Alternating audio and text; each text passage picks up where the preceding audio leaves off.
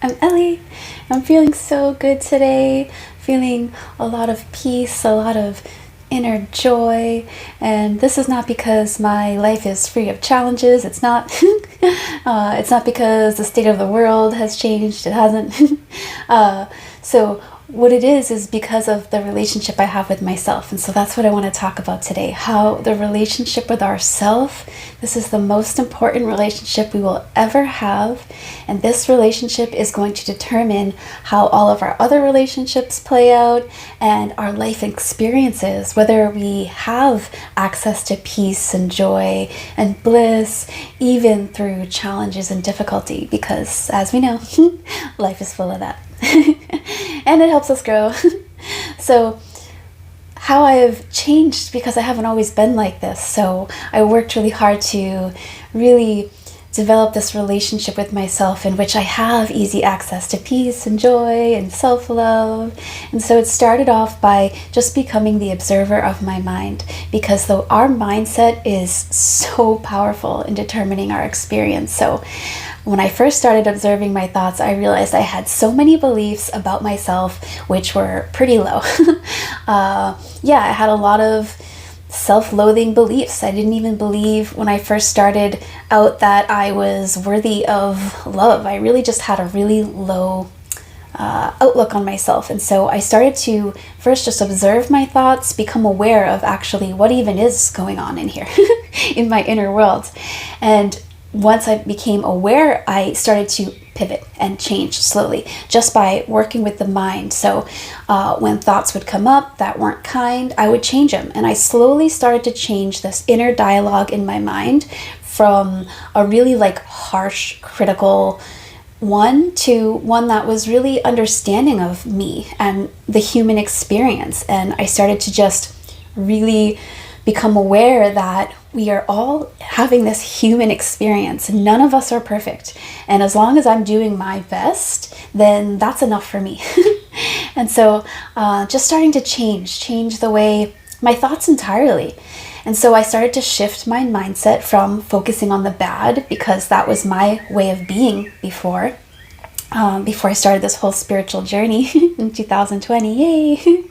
And I started to focus on the good. So in every moment, what is the good here? What is the good here? Even through challenge, what is the good here? What can I learn about myself? And so I started to shift my way of looking at life as this combative challenge that I was always having to fight through, seeing the bad, seeing the lack. I totally changed that to what is good here, what is beautiful here too.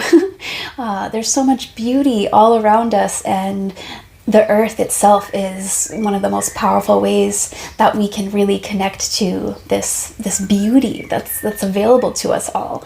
And so the more that we search for the good, see the good, even in the challenge, and we become grateful, gratitude, when we can tap into that frequency for ourselves on a regular basis, life changing.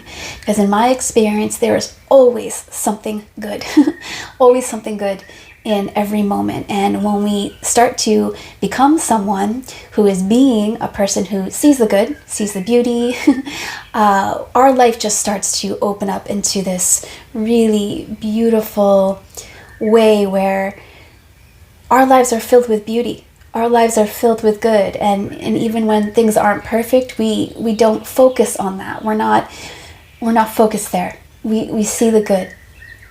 And learning to love myself. This really changed, and that's like people say the whole word love is really hard for people. It's become so meaningless really to us. I was watching this awesome podcast. I don't know who it was. I listened to so many people.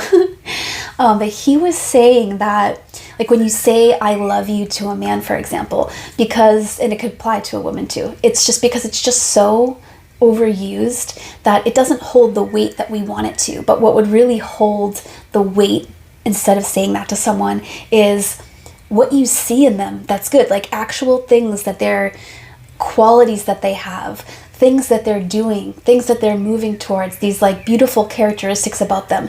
Really seeing them and calling that out is so much more powerful than saying I love you, for example. And so that applies to us too. So it's self-love is really about seeing all the good qualities in ourselves, seeing where we're doing the best we can, seeing, recognizing, remembering that we're all human. We are human, not perfect robots. Nope. And that is how we learn and grow. And so it's okay to make mistakes. And so shifting this inner world for me of being so critical to really being compassionate towards my human experience, compassionate towards me, and really focusing on, so I'm focusing on the good outside, externally, and I'm focusing on the good internally. Yeah. Just like there's so much good externally, there's so much good internally about us. And so starting to focus on that.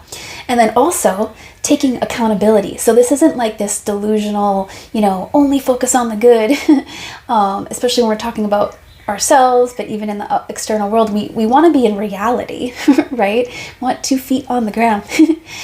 So part of this, developing this beautiful relationship with ourselves in which we can have this really great experience, is taking accountability. So, acknowledging where I'm falling short and then making decision. Is this something that I can, work towards to improve? And then because I love myself, yes, moving towards improving any area of my life that I can.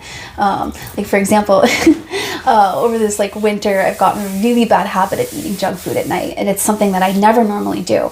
And so I put on a few pounds, and I'm feeling kind of sluggish. And so even in that, so it's this balance. I'm taking accountability. Have engaged in this habit, which is not good for me. I'm comforting myself in a way that's really actually hurting me in many ways. And so I'm not self-loathing because of it. I'm not saying, you idiot, you idiot, stop doing that. I'm just saying, okay, let's be aware of what we're doing, awareness. I'm eating junk food at night, and what do I want to do about it? So it's more just practical. I'm not bringing emotions to or meaning. I'm not allowing this to make it mean something about me at all. It's just, this is what's happening. I am aware of it. I have a choice. And I'm working now towards correcting that choice. And with the spring here, summer here, it's going to be a lot easier getting outside into nature. Yay. So, and this relationship with myself also is meeting my own needs to such a high degree that I am so strong within myself. I'm really here for myself. I show up for me, and I'm constantly pouring into me. I'm constantly doing loving things for me. Love is an action, you may have heard. This is why a lot of relationships fail, by the way, because you do all the stuff at the beginning, and then you get the person and you're like, oh, I'm done. No. We have to keep pouring love into each other in relationship. And if we want to have a relationship with ourselves in which we thrive, we got to pour into us continuously as an action. So I'm always pouring into myself, meeting my needs, doing whatever I can in each moment to care for myself, to bring myself feelings of love and joy and fulfillment. And so after a long time of doing that, when we practice this way of being with ourselves, we feel good, we feel solid with ourselves, and now we feel so strong in ourselves that we aren't needing other people to fulfill us, to really do anything. We do need connections, but in relationship, for example, we are not depending on our partner to fill any void for us, where our partner is meeting us to add to the beautiful life that we have already created for ourselves. So it's an addition, it's a magnification, it magnifies the good in our lives, but it isn't that there's this hole in us that needs to be filled. It's not that we need someone outside of us to love us so we can feel loved. If you are at that point, because I was at that point, and actually my videos in the way back, I talk a lot about that, especially letting go of attachment, anxious attachment. And so we have so much agency over how we show up in the world, how we show up for ourselves, how we show up in relationships. And when we develop this solid relationship with ourselves in which we create our own joy, we create our own sense of safety, we really meet ourselves, show up for ourselves, now we can enter into relationships where there's not going to be this needy pull, and there's not going to be as much conflict because we're good.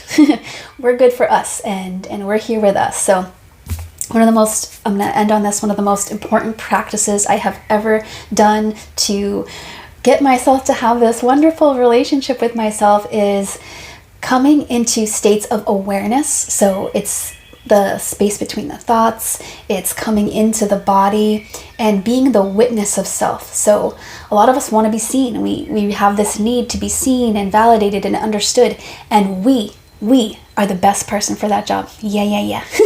So when we come into this place, it's a state you can enter into from mindfulness, from meditation. So it's just this coming out of the mind, coming into the body and connecting with self.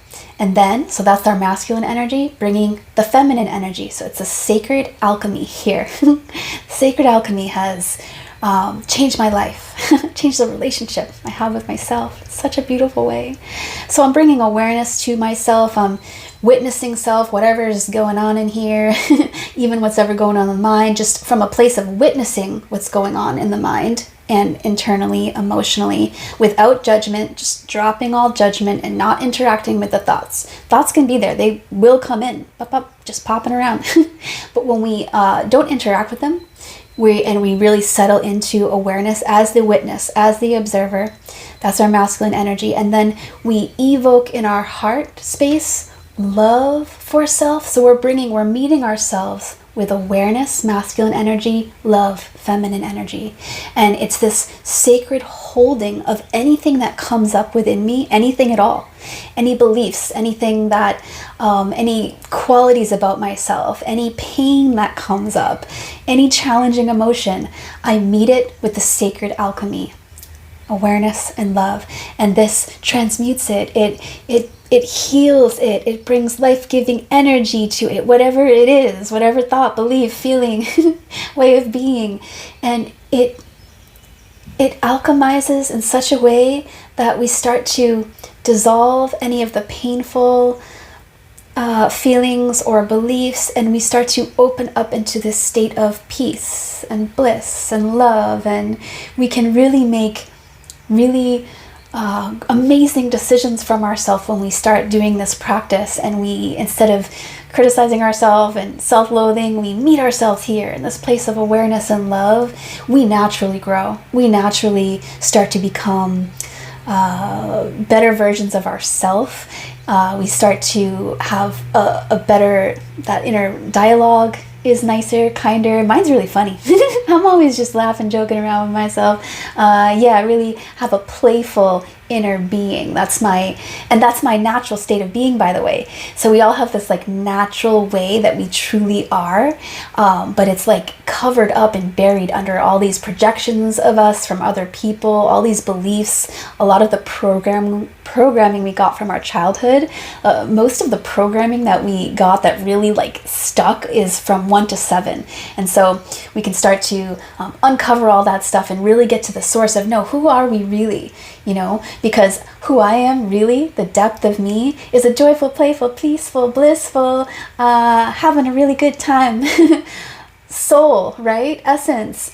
And I didn't start there. I was, because of all the projections, because of my life experience, I had been buried in all these really negative beliefs about myself, really just self-loathing. But that wasn't really me. And so we can just start to get through these layers, these false layers of who we really are through that sacred alchemy process. Love and awareness. Okay, this was really fun. Yeah. I'm gonna enjoy the rest of my day. I hope you do too. I would love it. I would love it if you would like this video, if you would speak to me in the comments. I would love it. And I would love if you would support me by subscribing. Yeah, I would. Come hang out with me again. And I'll definitely connect with you soon. Thank you.